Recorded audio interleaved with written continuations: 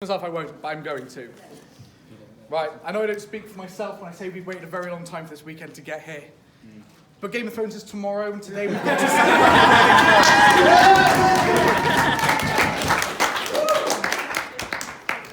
However, first things first, we've got this marriage to celebrate.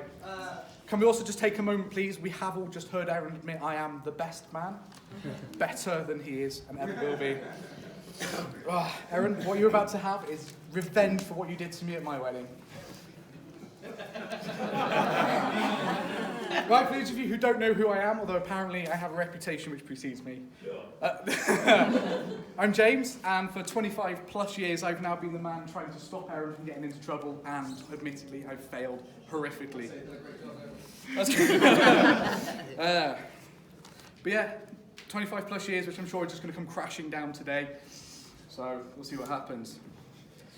Right, I've had the pleasure of knowing Aaron since 1994, where we met in infant school. He's obviously made a good impression on me because we then went through juniors and high school together. Didn't try and get rid of him once, surprisingly. Ooh. But yeah, this is it. Like I said, we didn't try and ditch him. By the time we got to year 11, we were pretty much inseparable. I'm joking. I used to come home after school to his home and do his paper round with him, unpaid, for many years. Deb driving us round just to save us time most of the time. But yeah, we've always been together, whether it was his paper round or just sitting at home playing SmackDown versus Raw and kicking ass, obviously. By this point, Aaron and his entire family had made me one of their own. It's also around this time Aaron's hairstyle started to change. Now, how cute does he look? Yay! Nice little blonde boy, curtains. Damn straight, I've had some preparation. Right, and when I say he's had hairstyles... Many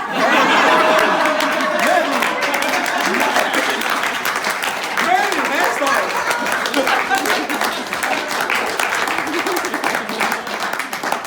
Instead of telling ages, I'll just choose the hairstyle that was appropriate for the time and part of his tail. And let me know it's the hairstyles that I've actually got hair.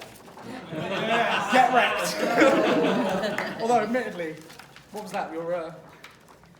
Was that your boy's own look? I don't even know what that was. Oh no, that's there. That's the scene face.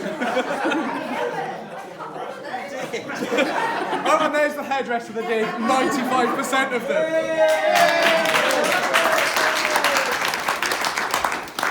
Anyway, we went all the way through school together and got our grades at exactly the same time. Aaron could spell fudge with his, and was actually proud.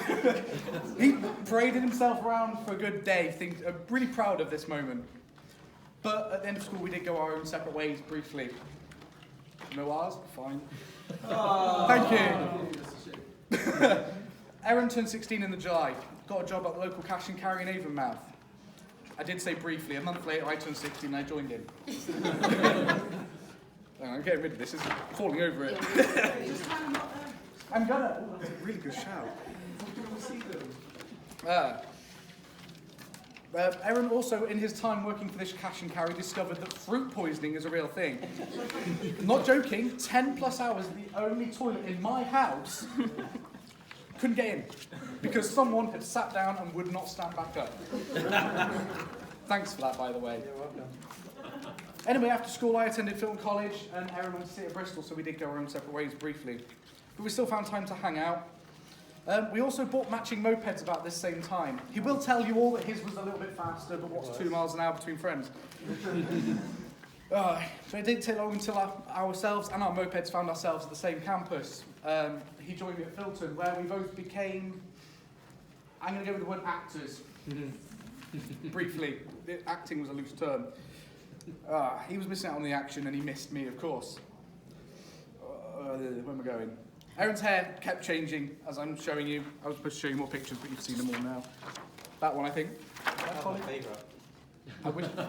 Favourite, apparently. There you go, some more pictures. Sorry. That took ages. So where am I? You're lucky I can't find a picture of you in a drag outfit, by the way. He looks really good in a dress and a pink wig. Take my word for it, for the love of God, please. Not anymore. Oh, I don't know. Right. Just before we both finished college, hang on, I've lost a page now. I changed jobs. I left the cash and carry to go work at the Malcribbs Causeway. Can anyone guess what Aaron did next? Exactly. He joined me working at the Malcribbs Causeway. We were literally opposite ends. I was at M&S, he was at John Lewis. Every shift finished with one of us meeting each other to end the shift. Sadly, I then went to work at Bath Spa train station. Guess what? Again, he followed me to come work at Bath Spa train station.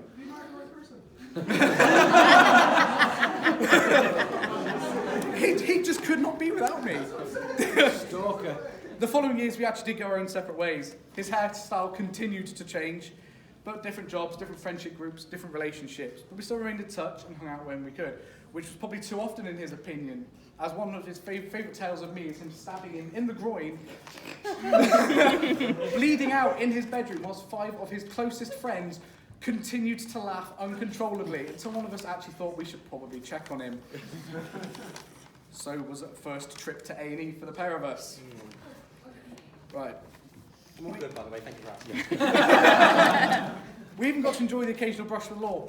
This is the bits you don't know. Right. Me and Aaron got pulled over once in Lawrence Weston for apparently being drug dealers. The police officer in question queried the fact why he had 27 air fresheners hanging from his rearview mirror. This is because the car smelled so bad it needed it. That Focus, you should have got rid of it a long time ago. The fact it also looked like a shed with an MOT is completely irrelevant. No, that was the Astra. That was the Astra. That was even worse. Did you have the Focus? Yeah, you took it back off it. Did I? Yeah. Blue one. Yeah. Yeah, sorry, no. We also then got accused not long after of curb crawling whilst in Manchester. My sat-nav got confused, so whilst driving down a dual carriageway at 20 miles an hour, we were pulled over by the police because apparently we were looking for local entertainment, shall we say. And then, as I was saying, the hospital visits. I'm sorry, Deb and Jeremy, these are things that you wonder why he stayed at mine for 5 nights on end sometimes.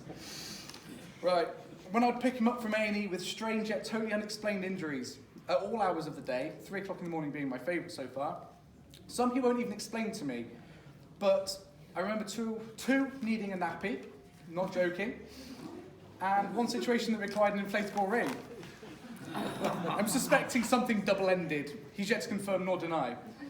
But he's bled a lot more down there than any man really should have. One of my favourite tales to date is picking him up from a friend's in Weston-super-Mare because apparently he's managed to get himself caught on a mattress spring. Look at her face. That's all I'm going to say. All I'm going to say. The following weeks were return trips repeatedly to A&E. We actually managed to coexist for many years, not working together or with injuries, but still caused hell all over the country. Partying at Crewe University, getting kicked out because we looked dodgy. You're lucky I couldn't find the picture of what we looked like. Yeah. I couldn't, genuinely. Random days out, not to mention a minor indiscretion in Wales. Someone shouting sheep shagger very loudly in a very English accent in the middle of a bar, whilst rugby's on in Cardiff city centre. And before I could look up, he was already pointing at me. Many years have passed, and in fact the abuse and the indiscretions just got worse.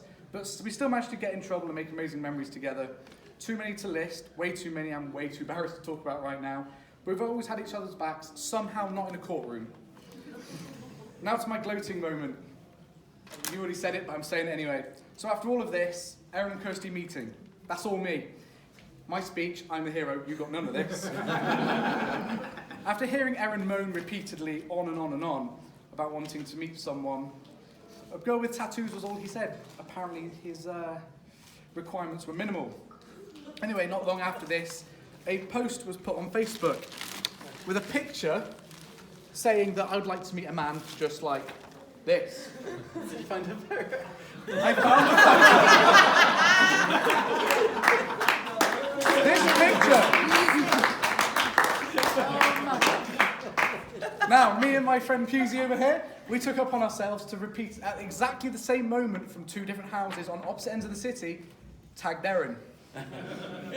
Thus begun the romantic fairy tale we are all here to celebrate today.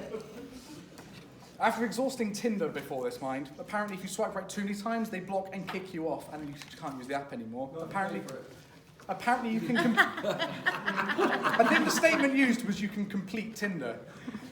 He did. Ah, right, I found a picture, so go on. Casually hinting and dropping on Facebook, so we heard that they finally started talking, not before being friend-zoned. I did know about it, but it's written there. But unfortunately, as with every blossoming relationship, there have been injuries, there have been people left behind. I'm not touching this. Because, Erin, I went over to your mum to get some pictures, and...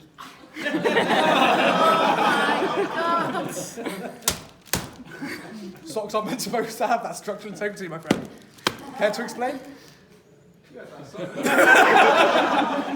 Alright. The white sock I don't wear one. I did see you were wearing it. That was your special sock. Well, whatever it was we did, and he's obviously said it worked. Because here we are all are on this amazing day, watching these two amazing people commit their lives to each other. After 25 years, and I just like to clarify, it's 2.5 decades, quarter of a century, it's a hell of a long time. Hundreds of memories, thousands of laughs. The occasional argument, well, we won't go into that. And the countless hours stood side by side through everything. I can finally pass my responsibility over to this fine woman. He's now yours. Look after him. The curse has finally been broken.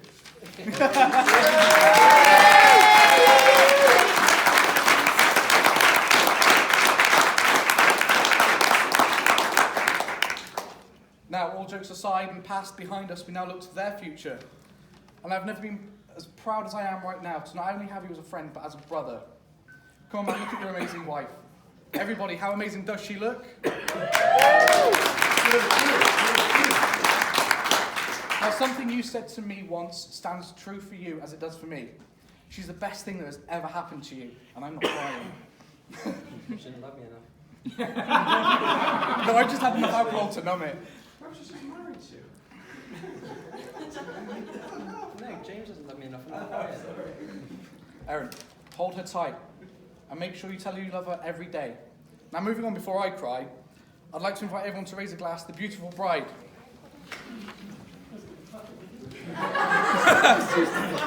To Kirsty. Kirsty. Now, bridesmaids, you've all been brilliant, and you all look fabulous. Pretty sure you've had an easier job too. We were almost late because everyone would stop playing with his hair. If you had makeup to sort out, we'd still be at home right now. I'd also a little disappointed to see that the unicorn tiaras from the Hindu haven't made their way here. Is there an excuse for this? No excuses. Poor form. Poor form. Anyway, ladies and gentlemen, can I also get you to grab your glasses once again, so please raise to the bridesmaids. To the bridesmaids! Yeah, if you've got any left, I'm really sorry, but there's a few more, yeah? So as my time in the limelight is now almost over, and you're all going to be getting a little bit bored of my voice by now, I'd like to close by getting you all to please grab your drinks once again. Rise to your feet. Yeah, see, changing it this time. And please raise your glasses as high as you possibly can to these two incredible people who I do truly love so much. Wish you all the best for your future, guys. Erin and Kirsty. Erin and Kirsty! And that's me done.